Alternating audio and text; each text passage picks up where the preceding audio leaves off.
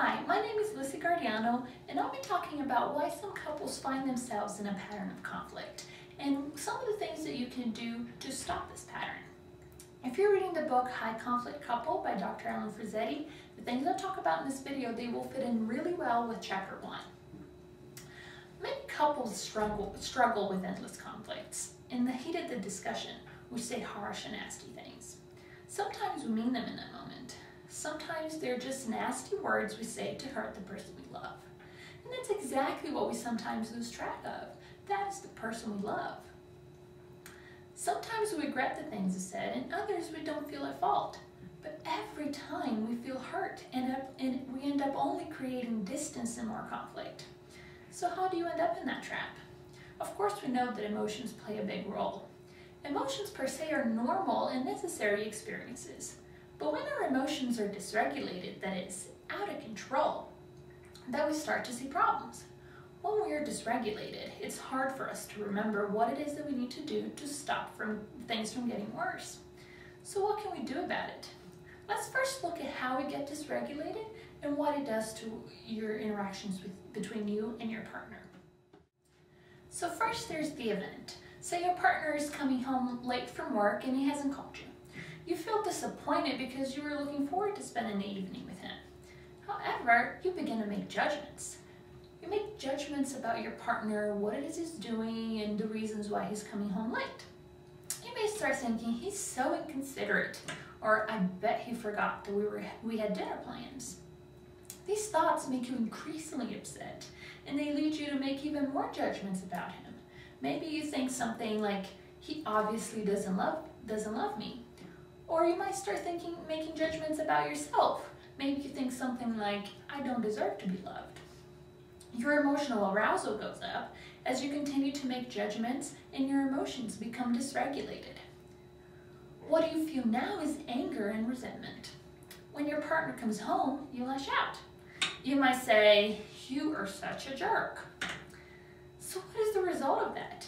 We have conflict, hurt, and distance.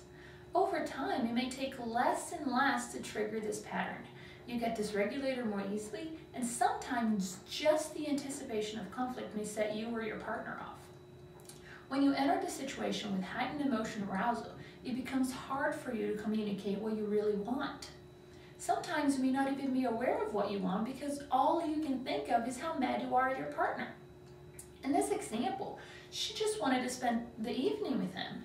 But what she said was, you're such a jerk. When this happens, you may not realize that you're expressing your wants and needs inaccurately. That will make it hard for your partner to understand you because what your partner will respond to is what you said and not what you really feel.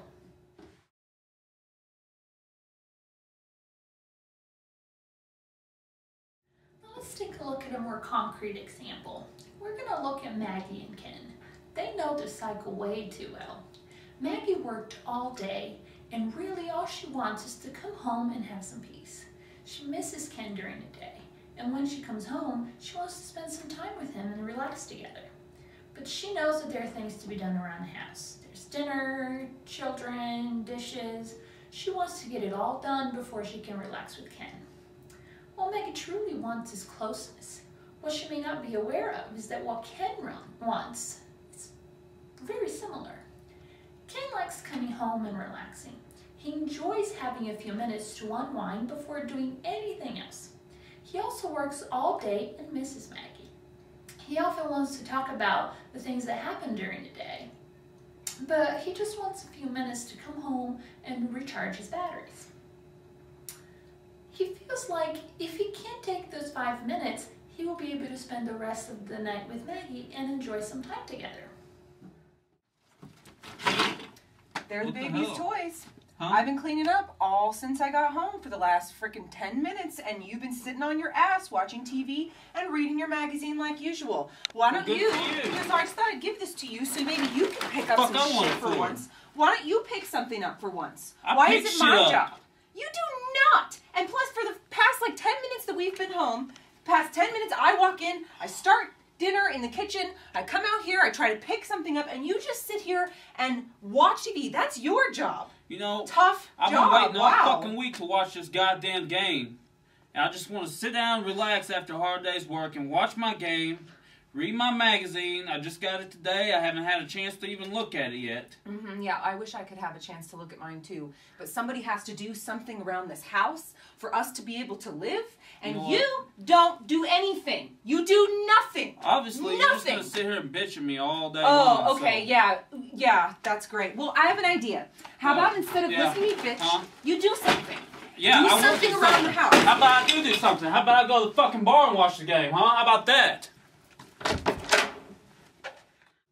So what went wrong there? It wasn't exactly what they had in mind. What Maggie really wanted was to spend time with Ken. What Ken wanted was to take 5 minutes to recharge his batteries and spend the rest of the night with his loving wife. And what did they get? They're now hurt, upset, and alone. Notice that it's not that they simply did not get what they wanted. They got the opposite. Now, what could they have done to make things go a little bit differently? First, Maggie could take some time to notice what she truly wants from Ken. By being mindful of her feelings, she can notice when she starts to deviate from them. Maggie got caught up in her judgments of what Ken was doing. If you notice a judgment, let go of it. Notice how your judgments are only going to increase your arousal and you end up emotionally dysregulated.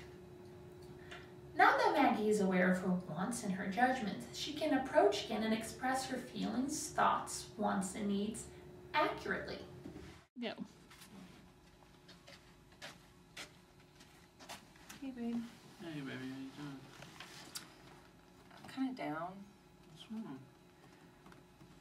I just feel like sometimes when you come home and there's a lot of stuff that we need to do in the house, I just feel like sometimes, I mean, the last few days you just kind of sat there and watched TV and read the magazine, and there's a lot to do around the house before we can hang out. I feel like, when I just get home, I feel like I can't relax until I get this stuff done. Yeah, you're right, I understand.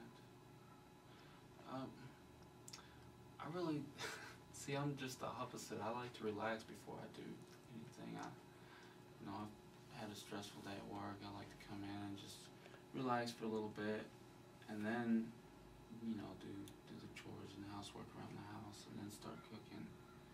But I understand how you feel where you want to get everything. And there's a lot to do around here, and you shouldn't have to do it all by yourself. What a difference! Notice two very important things. First, Maggie's a lot calmer.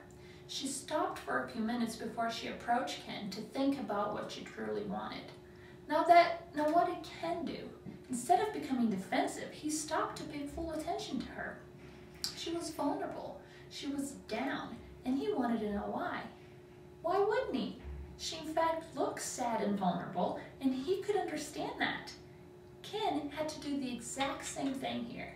He had to be mindful of his feelings and try to express them accurately. Of course, Maggie made it easier on him by not lashing out and giving him a chance to be mindful of his own feelings as well. Let's see how this conversation goes on.